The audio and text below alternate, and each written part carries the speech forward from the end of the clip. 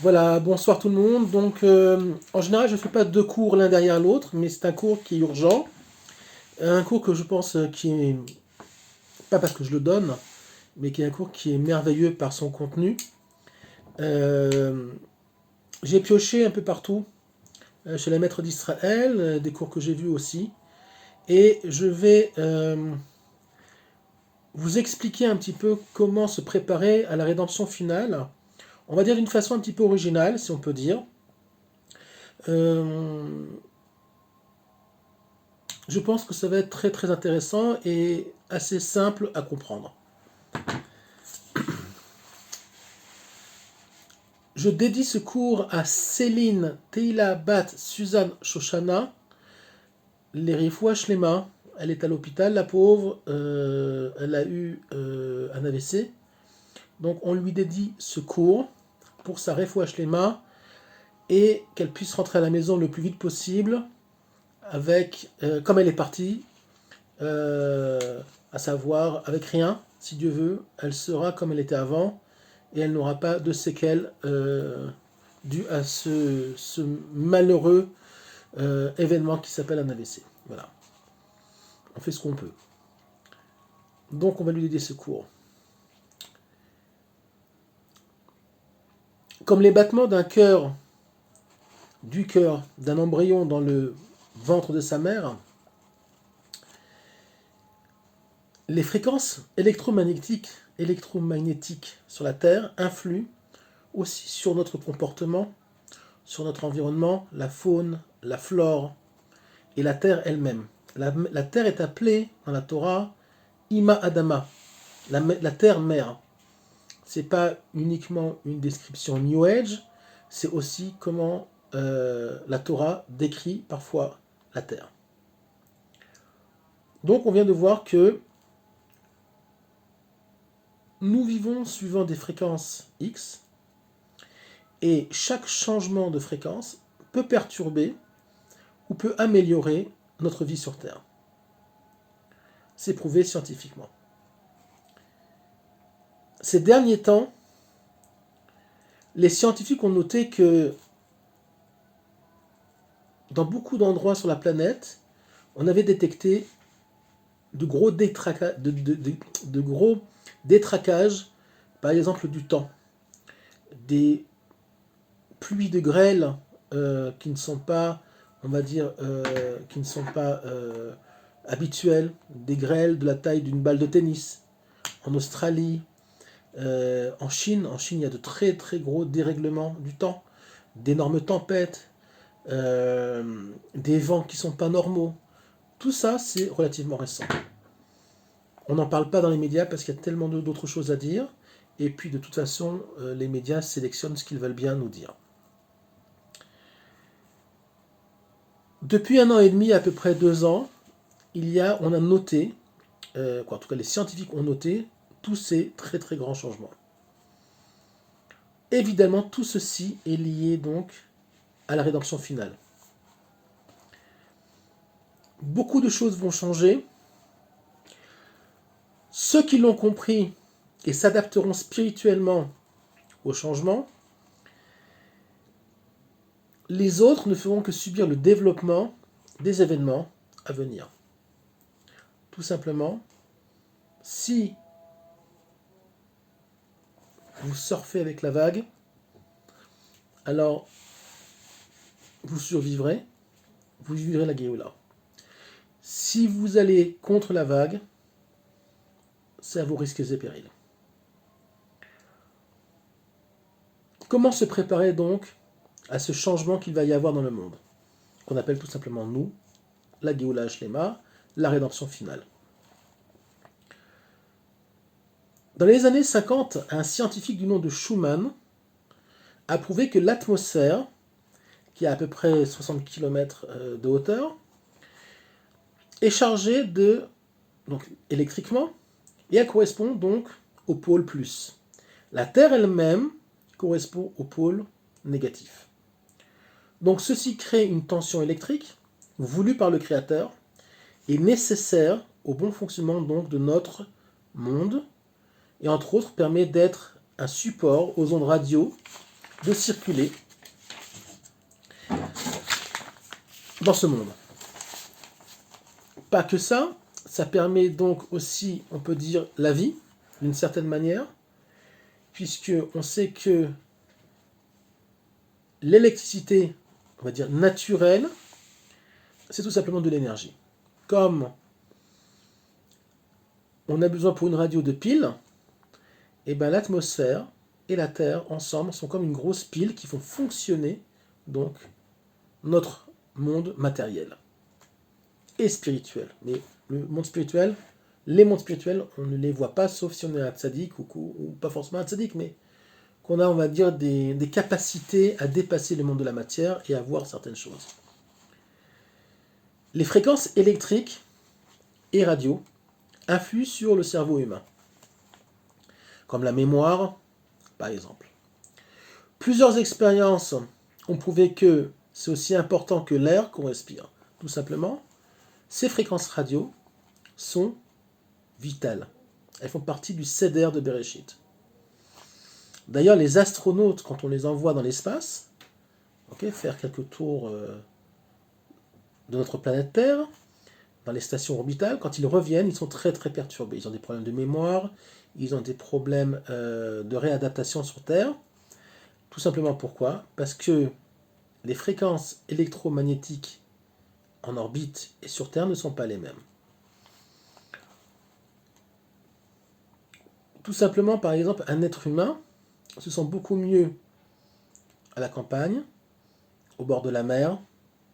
Le flux des vagues influe aussi sur notre morale. Pourquoi ? Parce que les vagues créent, on va dire, des pulsions électriques positives qui font du bien non seulement à l'environnement, mais à l'homme aussi.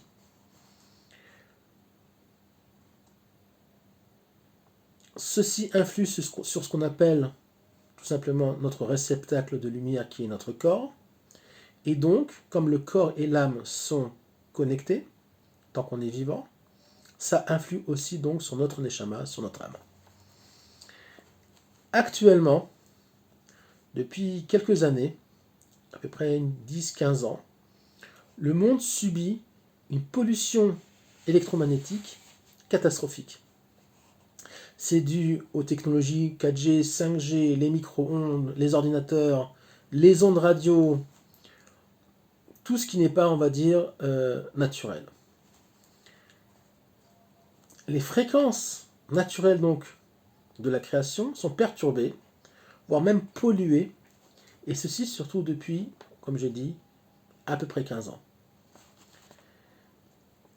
Ça entraîne beaucoup de maladies, de dépression. On a vu par exemple dans la nature beaucoup de cétacés, de baleines ou de dauphins qui se perdent dans les océans et qui échouent sur des plages. Pourquoi ? Puisque les fréquences naturelles du Seder Bereshit ont changé. Donc, comme ce sont des animaux, ils n'ont pas réussi à s'adapter à ce changement de fréquence. On a vu des millions de poissons mourir aussi, des pans de poissons flotter dans le monde entier depuis quelques années. On a mis du temps à comprendre, on croyait à un moment donné que c'était dû à la pollution. En fait, on s'est rendu compte que non, ça n'avait rien à voir avec la pollution, puisque les poissons, malheureusement, mais les poissons ont réussi très souvent à s'adapter à la pollution et à vivre de la pollution. Donc ça vient pas de la pollution. Ça vient tout simplement de cette perturbation, on va dire, électromagnétique qui se passe actuellement sur Terre. Les fréquences sont tout simplement en train de devenir folles, si on peut dire. Il y a un scientifique israélien qui s'appelle Roman, à Beersheva, qui travaille avec l'agence spatiale russe, et qui a prouvé que les mesures électriques, il a prouvé par des mesures électriques que ces derniers temps, donc 1 an et demi, 2 ans, il y a un saut vertigineux des mesures et une montée des fréquences. La fréquence, on va dire, naturelle de la Terre est entre 2 et 3 MHz, et il a, par des graphes et des systèmes de mesure, il a prouvé qu'on était passé à plus de 40, voire même des pics de 80 MHz. Donc vous voyez la différence. C'est x20, fois plus même, fois 30, c'est absolument terrible.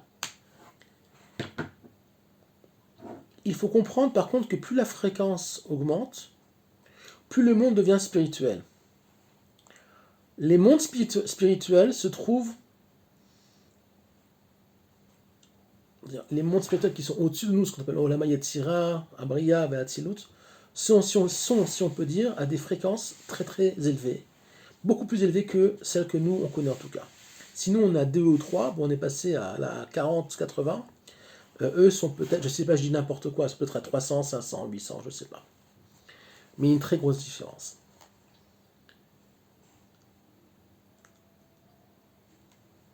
Nous, en tant que vivants, donc âme dans des corps matériels, pour le moment en tout cas, nous ne pouvons pas avoir accès à ces fréquences-là.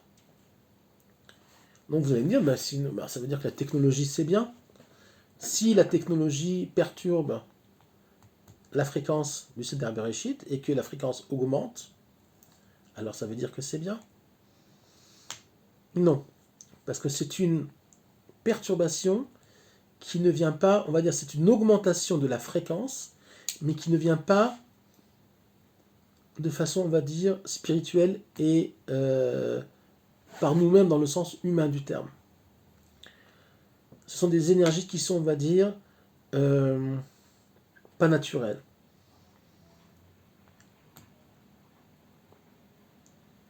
Comment augmenter ces fréquences pour s'adapter donc à ce qui se passe actuellement? Tout simplement en s'adaptant par une augmentation de notre comportement et de notre Torah. Je vais m'expliquer.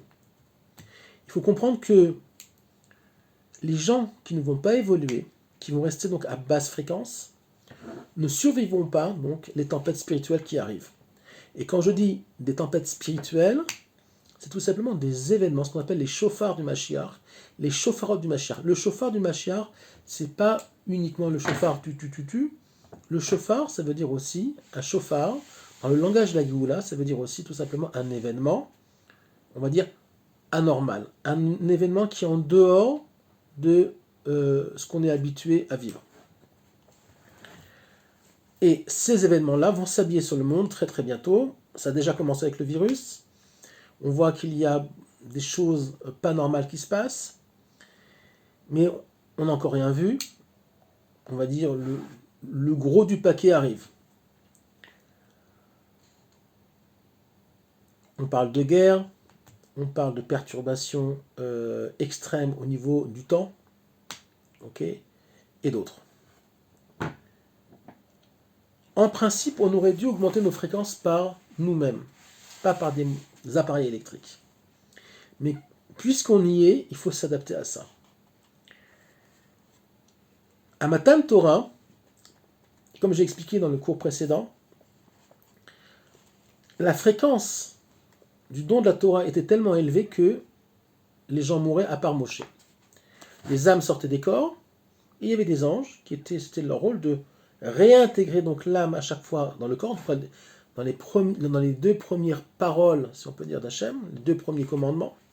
Après, Hachem n'a passé ces commandements-là directement que à Moshe, puisqu'il voyait que les âmes sortaient des corps et que c'était quand même un problème pour le Ham Israël. Donc en fait, le Ham Israël n'a vécu que les 2 premiers commandements au niveau du don de la Torah. Moshe a reçu le reste et il nous l'a transmis plus tard. Donc seul Moshe qui était préparé a réussi donc à survivre à ce qu'on appelle Matan Torah. Les autres ne sont pas morts, mais ils mouraient et il y avait à chaque fois comme triatamétim. Ils mouraient, Hachem faisait en sorte qu'ils revivent. Il y a eu ça 2 fois, après Hachem il a dit bon, continue qu'avec Moshe. Le but de la Géoula, c'est ça. C'est justement d'élever, on va dire, nos capacités spirituelles, nos fréquences, pour s'adapter aux événements qui vont arriver. Alors, qu'est-ce qu'on doit faire? Eh bien, c'est très très simple et très compliqué à la fois. Tout simplement changer nos comportements, chacun suivant son niveau. Écouter de la musique douce, agréable, s'aimer les uns les autres, ça a l'air bête, mais ça dégage des ondes, ça dégage des fréquences particulières. Être dans la joie, ne pas crier, toujours rester calme. Le Ramchal, Rabbi Moshe Chaim Luzzatto, qui est un des plus grands kabbalistes de tous les temps, écrit que la Géoula se prépare aussi physiquement. Il faut dire merci, Dieu merci. Il faut sourire, avoir un bon œil, se débarrasser de son orgueil. L'amour, c'est très important. L'amour de son prochain, l'amour de sa femme, de ses enfants, les relations intimes dans la Gdusha, respecter son environnement, car tout est lié à Hachem. Quand vous jetez un papier par terre, ou vous polluez, ok, avec vos voitures, vos motos, vous perturbez tout simplement le Seder de Bereshit. Vous allez me dire, mais quand même, c'est comme ça aujourd'hui. Oui, c'est comme ça. Mais la Terre, actuellement, arrive, si on dit, à ses fins de capacité de supporter l'humanité. Alors, c'est pas la fin du monde, pas du tout. Tout simplement, la Terre elle-même sait se défendre, puisque la Terre est vivante. Okay, Hachem a créé un monde vivant. Comme un lion sait se défendre dans la savane, la Terre elle-même, en tant qu'identité spirituelle, sait aussi se défendre. Donc il y a, on va dire, où il y aura des dérèglements naturels qui seront en fait un petit peu, on va dire, les moyens de défense que la Terre va user contre l'humanité, contre les hommes, qui polluent et qui perturbent le système. Un des grands canaux aussi de ce changement de fréquence, est très important, c'est Shabbat.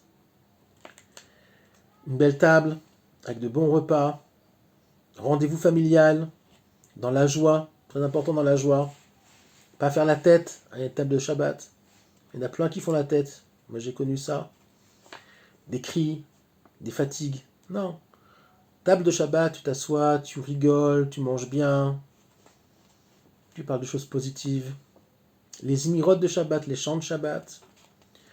Tout ceci augmente nos fréquences de façon exponentielle. Surtout Shabbat. Shabbat, c'est pas de la religion. Shabbat et la Torah, c'est tout simplement un rééquilibrage des fréquences par rapport, on va dire, aux actions négatives que les hommes commettent durant la semaine et qui font donc baisser la fréquence du monde. Et Shabbat rééquilibre et au fond et fait remonter spirituellement donc la fréquence. Quand on dit aux gens faites Shabbat, c'est pas pour le bon Dieu, c'est pour vous. Dieu, il est imperturbable. Vous fassiez Shabbat, vous ne fassiez pas Shabbat, ça ne changera rien. En od milvado. Pour lui, ça ne changera rien. C'est chez vous que ça va changer. Et Dieu, il veut votre bien. Et c'est pour ça qu'il nous a donné le Shabbat. Tout simplement pour nous positionner toutes les semaines, un jour par semaine, sur des fréquences qui sont bonnes, non seulement pour notre santé mentale, non seulement pour notre santé physique, mais aussi pour rééquilibrer tout simplement les fréquences au niveau mondial. Ah ouais, Shabbat, quand un juif fait Shabbat, il fait du bien à un Chinois qui habite à Hong Kong. Ça fait déjà quelques années qu'on peut photographier l'aura d'une personne. Je pense que vous avez déjà vu ça. Sinon, il y a un livre du Rav Cohen, Zamir Cohen, à Mahapar, où il y a des photos, où il explique. Il existe en français. Sur ces photos, on voit par exemple la différence entre l'aura d'une personne qui a été au mikvé Donc on voit la photo avant et la photo après. L'aura d'un homme qui a mis ses téphilines, avant et après, etc., etc. Tout a une influence. La tzedaka, l'empathie, très important. Ouvrir les yeux sur les gens qui sont autour de nous, ne pas vivre dans sa petite bulle égoïste, très important. Ne pas être obsédé par la course à l'argent, la course à la réussite. La vraie réussite, c'est vous. C'est ce que vous êtes, ce que vous représentez humainement. C'est pas combien de dollars vous avez sur votre compte en banque. Tout ça, c'est fini. Tout ça, c'est des références qui sont passées. Dans les années 60, 70, 80, un homme réussi, même, vous allez me dire, depuis que le monde existe, un homme réussi, c'était quoi? C'est combien de chèvres j'avais, combien de chameaux j'avais. Aujourd'hui, c'est combien de Ferrari j'ai, combien de maisons j'ai. Ce monde-là est en train de disparaître et va disparaître. Les hommes riches, les milliardaires, les futurs milliardaires de ce monde seront ceux qui auront réussi à augmenter leur fréquence spirituelle par leurs actes. Et pas que ça, ce sont les seuls qui survivront donc à la Géoula et aux shofarot, aux événements qui vont arriver. On sait par exemple que quelqu'un qui est malade, Chazé Shalom, s'il a le moral, il a plus de chances de survivre que quelqu'un qui est dépressif. C'est pour ça qu'aujourd'hui, il y a un métier qui s'appelle clown d'hôpital. Les gens qui vont dans les hôpitaux, qui se déguisent en clown et qui vont faire rire les malades. Ouais, pourquoi? Parce qu'on s'est aperçu, depuis 20, 30 ans, 40 ans, même pas, que le rire, c'était quelque chose, et la joie, c'est quelque chose, c'est un médicament. Or nous, notre Torah, nous l'explique depuis très très très longtemps, et on va dire, surtout, ça a été mis à la portée de tous, par la Torah de Rabbi Nachman de Breslev, par la Torah du Baal Shem Tov, que la simcha, c'est un médicament, un vrai médicament.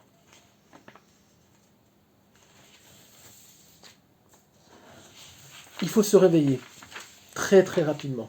On n'a plus le temps. Le monde change. On va jusqu'à Rosh Hashanah, Sukkot. Apparemment, je ne suis pas prophète du tout, mais apparemment, en tout cas on espère que ça arrivera vite, qu'on ne va pas encore attendre plus que ça, puisque les temps sont propices.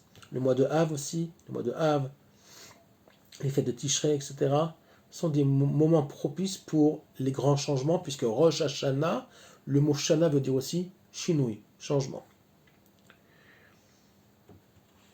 Il va y avoir du balagan, beaucoup de perturbations.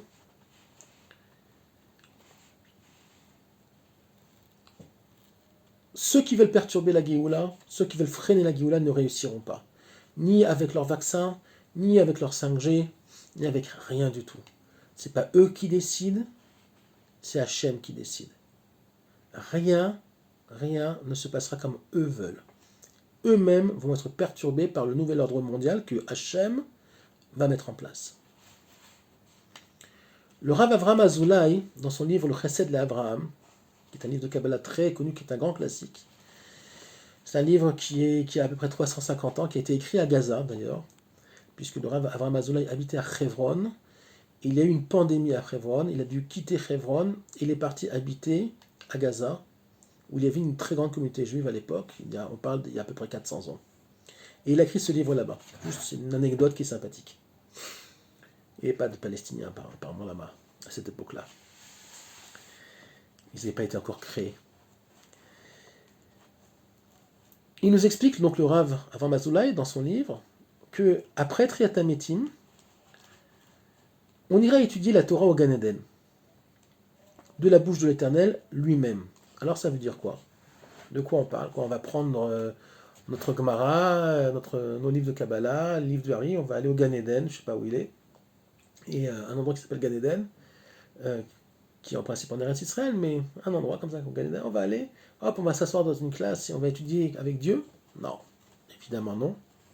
C'est tout simplement, Hachem va nous permettre de nous brancher à des séquences, à des fréquences spirituelles qui sont tellement élevées qu'on pourra donc s'adapter et se hisser au niveau du Olama Hatzilut, donc le monde spirituel le plus haut au niveau de la création, et de là-bas, on pourrait étudier la Torah d'Hachem lui-même, sans perturbation, sans filtre. C'est tout simplement le Matan Torah qui aura lieu chaque seconde de vie qu'on vivra. Le Matan Torah tel que nous, on le connaît actuellement, est un Matan Torah qui est défini dans le temps, donc c'est à l'époque de Moshe, après la sortie d'Égypte. Il y a eu un événement qui s'appelle Matan Torah. J'ai expliqué que au niveau des fréquences, c'était un petit peu compliqué. Donc, il n'y a eu que deux paroles qui ont été écoutées et qui ont été entendues par l'âme Israël, parce que nous, on n'était pas capable de les entendre, et les gens donc mouraient, comme je viens de l'expliquer il y a 10 minutes. Par contre, après Tfilat HaMetim, nous vivrons ce Matan Torah à chaque seconde, à chaque moment de la vie. Tout simplement, on sera au niveau de, si on peut dire, de Moshe à l'époque de Matan Torah. Et qu'on pourra recevoir les énergies, les enseignements, si on peut dire, d'Hachem, constamment. Et c'est ça que ça veut dire qu'on ira au Gan Eden, écouter la parole d'Hachem lui-même. Actuellement, notre cerveau utilise que 2 à 3% de ses capacités, on le sait très bien. Il y en a même certains qui sont à 0,1%, malheureusement. On en voit tous les jours. Les gens méchants, ok, je ne parle pas d'intelligence uniquement, je parle d'empathie, de midot, de qui tu es au niveau de ton vécu, quel être humain tu es, quel être juif tu es. Il y en a qui sont à rien du tout, malheureusement. On en voit tous les jours. Juste pour une anecdote, il y a un type dont je tairai le nom, de Natania. Je lui ai envoyé le cours d'hier. Bon, moi j'envoie le cours à droite à gauche. Il me dit, ah toi je t'écoute pas. Je dis, bon, t'as le droit de pas m'écouter. Il me dit, non, mais toi tu fais que 200 ou 300 ou 400 vues. Ça veut dire c'est rien du tout. Moi j'écoute le Rav X, que je ne nommerai pas, un Rav connu français, bon, s'il a ses droits. Mais toi je t'écoute pas parce que 2 ou 300 vues ça suffit pas, ça veut dire que t'es pas assez bon. D'abord, ça se fait pas de dire une chose comme ça. Qui il est pour me juger ou pour juger quelqu'un d'autre. Et il faut savoir que chacun à son niveau, s'il enseigne la Torah même à une seule personne, c'est extraordinaire. Même si vous enseignez les idées de ce cours-là à une seule personne, à la table de Shabbat demain soir, vous avez fait une mitzvah et vous êtes monté en fréquence de façon inimaginable. Alors on n'est pas là pour calculer combien on a fait 200, 300, 1000, 1 million. Ça n'a aucune importance. Mais j'ai tout simplement été très choqué par ce comportement imbécile. C'est un type qui doit avoir 55 ans à peu près. J'ai dit, mais c'est pas possible, les gens en sont encore là, quoi. Les gens sont encore imbéciles. Je pensais qu'avec peut-être les événements du virus, avec les temps un petit peu difficiles qu'on vit ces derniers temps, les gens avaient fait un peu de chouva, avaient un petit peu évolué. Ben non, il y en a, oui, effectivement, mais il y en a très compliqués. Très très compliqués, ils vont avoir beaucoup de mal. Beaucoup de mal. Pourtant, ce sont des gens qui sont religieux, soi-disant, qui ont une kippa, qui mettent leur tefilin. Mais malheureusement, il y a beaucoup de gens qui mettent des tefilin qui sont aussi des zéros dans leur vie de tous les jours. Et c'est triste pour eux plus qu'autre chose. Donc à ces gens-là, je dis, si vous mettez votre filine tous les matins, mais vous criez par exemple sur votre femme, ne mettez pas votre filine. Apprenez d'abord à ne pas crier sur votre femme, après mettez des tefilines. Alors il dit Rabbi qui dit non, mais mettre les tefilines vont amener à. Je ne pense pas que les tefilines qui sont vivantes, il faut savoir que les tefilines c'est quelque chose de vivant puisque c'est de l'encre végétale qui est posée sur un parchemin animal. Donc il y a une vitalité dans les tefilines, d'accord? Les tefilines sont vivantes. Sois très contente de se poser sur un imbécile de ce genre-là. Les midot, c'est extrêmement important. C'est le plus important de tout. Là-dessus, il faut construire sa Torah. Il faut construire ses mitzvot, évidemment.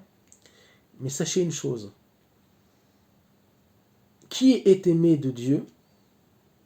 Celui qui est aimé des hommes. C'est un grand, grand principe du judaïsme. Il faut savoir que tout est pour le bien, que les événements qui arrivent, c'est Hachem qui va les provoquer.